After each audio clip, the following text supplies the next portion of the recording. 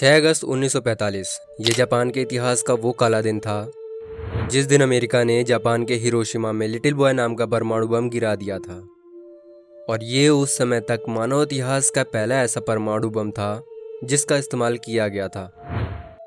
Japan कुछ समझ पाता, लेकिन उससे पहले ही हिरोशिमा हमले से 3 दिन बाद यानी कि 9 अगस्त 1945 को एक बार फिर अमेरिका ने उसके एक और शहर नागासाकी में परमाणु हमला कर दिया। और दोनों हमलों में जापान के कुल मिलाकर 1.5 लाख से भी ज्यादा लोगों की मौत हो गई थी। इतना ही नहीं, आज से 77 साल पहले गिराए गए परमाणु बम का असर आज भी जापान के हिरोशिमा और नागासाकी में देखने को मिलता है, क्योंकि आज भी हिरोशिमा और नागासाकी में बच्चे दिव्यांग यानी कि हैंडीकैप्ड पैदा होते हैं। दोस्तों, ये तो बात रही जापान की, लेकिन भगवान न करे अगर ऐसा भारत के साथ हो गया और भारत के ऊपर किसी देश ने परमाणु हमला कर दिया तो क्या होगा? क्या भारत इस विनाश से खुद को बचा पाएगा, या फिर इस भीषण तबाही से उभरने में भारत को सैकड़ों सालों का समय लग जाएगा? ये जानने के लिए बने रहिए वीडियो में अंत तक हमारे साथ। लेकिन उससे पहले अगर आप हमारे इस चैनल पर नए हैं तो चैनल को सब्सक्राइब करके बेल आइकन को भी ज़रूर ऑन कर लें। फैक्ट रिसर्चर के एक न्यू एपिसोड में आपका स्वागत है। दोस्तों, आपको शायद ये तो पता ही होगा कि भारत में नो फर्स्ट यूज़ पॉलिसी लगी हुई है, जिसके चलते भारत कभी किसी भी देश पर खुद से हमला नहीं कर सकता। ऐसे में सवाल ये आता है कि भारत उस समय क्या करेगा?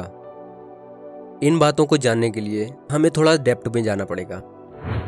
दोस्तों, इस बात में थोड़ा सा भी डाउट नहीं है कि अब भारत एक नई शक्ति के रूप में उभर कर दुनिया के सामने आ रहा है। और ये बात तो आप भी बहुत अच्छे से जानते होंगे कि भारत के सबसे बड़े दुश्मन उसके पड़ोसी देश हैं। और अगर भविष्य में भारत पर कभी परमाणु हमला या किसी अन्य तरह का हमला होता है तो वो चीन या फिर किसी अन्य पड़ोसी देश की तरफ से होगा। दोस्तों, सबसे पहले बात करते हैं कि आखिर एक देश को परमाणु बम की ज़रूरत कब और क्यों पड़ती है। इस बात का जवाब हिंदुस्तान के मिसाइल मैन कहे जाने वाले वैज्ञानिक और पूर्व राष्ट्रपति डॉक्टर APJ अब्दुल कलाम जी ने दिया था। उनका ये मानना था कि परमाणु हथियार शांति हथियार होते हैं। अब दोस्तों, हो सकता है आप ये सोच रहे हो कि किसी देश को नेस्तनाबूद करके लाखों जिंदगियों को उजाड़ देने वाला परमाणु हथियार आखिर शांति का प्रतीक कैसे हो सकता है। तो आपको बता दें कि अब्दुल कलाम जी का ये मानना था कि परमाणु हथियार इसलिए शांति का प्रतीक होते हैं क्योंकि ये एक देश को दूसरे देश पर हमला करने से रोकते हैं, जिसके चलते परमाणु हथियारों को वेपन ऑफ डिटरेंस यानी कि युद्ध को रोकने वाले हथियार भी कहा जाता है, जिसकी जीती जागती मिसाल आपके सामने यूक्रेन के रूप में है। दरअसल यूक्रेन ने 5 दिसंबर 1994 को अपने सभी परमाणु हथियारों को रूस को सौंप दिया था, जिसके बदले में रूस ने यूक्रेन को सिक्योरिटी देने का दावा किया था। लेकिन अब वही रूस यूक्रेन के ऊपर हमला कर रहा है और जंग छेड़ बैठा है।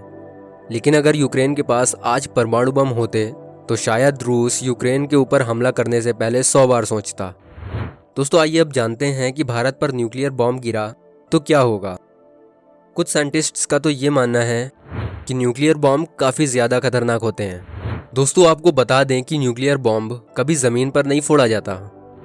हवा में विस्फोट करने वाला ये बॉम्ब इतना ज़्यादा खतरनाक होता है कि जिस जगह ये विस्फोट होगा वहाँ तेज़ रोशनी के साथ ही एक भयानक आग का गोला आसमान में उठेगा और आग के इस भयानक गोले में आसपास की इमारतें और दूसरी चीज़ें समा जाएंगी। पलक झपकते ही मीलों तक सब कुछ जलकर राख हो जाएगा। इस विस्फोट से पैदा होने वाली रोशनी से कई लोग अंधे भी हो जाएंगे। आग का ये गोला हमारे वातावरण की सारी हवा सोख लेगा और कई मील तक वातावरण को एयरलेस कर देगा।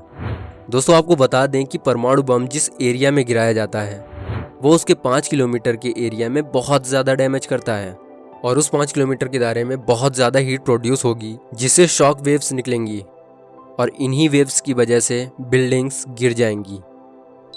इसमें सबसे ज़्यादा नुकसान एक्सरे देती है। दोस्तों, ये वही एक्सरे होती है जिससे हम लोगों का बॉडी टेस्ट बीमारियों का पता लगाने के लिए किया जाता है। आपको बता दें कि हमारी बॉडी चेकअप में होने वाला एक्सरे 6 रोंटजन का होता है, क्योंकि अगर और ज़्यादा रोंटजन वेव्स से एक्सरे किया जाए तो ह्यूमन बॉडी में कई तरह की डिसीजेस पैदा हो जाएंगी। अब अगर वही हम बात करें न्यूक्लियर बॉम्ब की तो उसमें लगभग 250 रोंटजन की एक्सरे निकलती हैं। और आपको बता दें कि ये इतनी ज़्यादा हैं कि इससे इंसानी शरीर में अंदर एक हड्डी भी नहीं बचेगी। दोस्तों, वैसे अभी तो एक्सरे ह्यूमन बोन्स में छेद नहीं करता है, लेकिन गामा रेज इंसानी हड्डी को पूरी तरह से छेद देती है। और न्यूक्लियर बॉम्ब अटैक के 2 से 3 दिन बाद ये रेज हवाओं में चली जाएंगी और हवा में उड़ती ये रेज हमारे डीएनए को भी गायब कर देंगी। ये विस्फोट जिस एरिया में होगा उस एरिया में 40 किलोमीटर के दायरे में रेज ऐसा करती हैं जिसके चलते इन फ्यूचर जो बच्चे जन्म लेंगे वो पूरी तरह से दिव्यांग ही पैदा होंगे।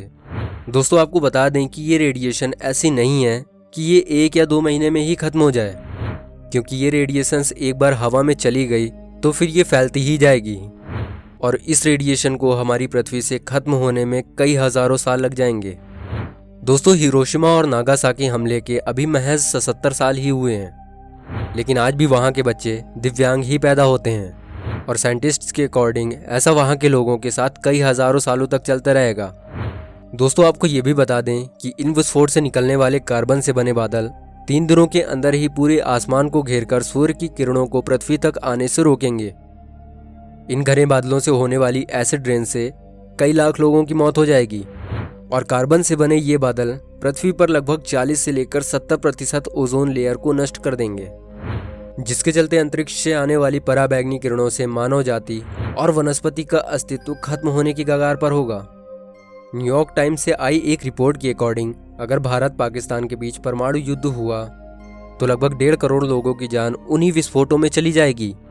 दोस्तों अब अगर सबसे ज़रूरी बात की जाए तो परमाणु हमले का असर किसी एक देश तक नहीं रहता, बल्कि वो तो पूरी दुनिया का खतरा बन जाता है। और अगर भारत का उसके पड़ोसी देश चाइना या पाकिस्तान से परमाणु युद्ध हुआ तो फिर पृथ्वी पर मौजूद मानव जाति के अस्तित्व पर ही संकट खड़ा हो जाएगा, क्योंकि जहां एक तरफ पाकिस्तान के परमाणु हथियारों की वर्तमान संख्या 165 है तो वहीं भारत के पास मौजूद परमाणु हथियारों की संख्या 160 है और चाइना के पास कुल मिलाकर 350 परमाणु हथियार मौजूद हैं। और भगवान न करे अगर ऐसा होता है तो मंजर बेहद ही खौफनाक होगा और फिर मानव जाति के अस्तित्व को बचाए रखना लगभग नामुमकिन हो जाएगा। इसलिए दोस्तों हम सिर्फ ये उम्मीद कर सकते हैं कि दुनिया में मौजूद सभी परमाणु शक्ति संपन्न देश कोई भी ऐसा कदम नहीं उठाएंगे जिससे मनुष्य जाति का अस्तित्व ही ना रहे। अब दोस्तों आपको क्या लगता है कि क्या सच में इन फ्यूचर भारत का उसके पड़ोसी देश या फिर किसी अन्य देश से परमाणु युद्ध होगा? अपने विचार हमें कमेंट करके ज़रूर बताएं और जाते जाते वीडियो को शेयर भी ज़रूर करें। वीडियो पसंद आई हो तो वीडियो को लाइक करें और चैनल को सब्सक्राइब करके बेल आइकन को भी ज़रूर ऑन कर लें। वीडियो में कीमती समय देने के लिए आपका बहुत बहुत धन्यवाद।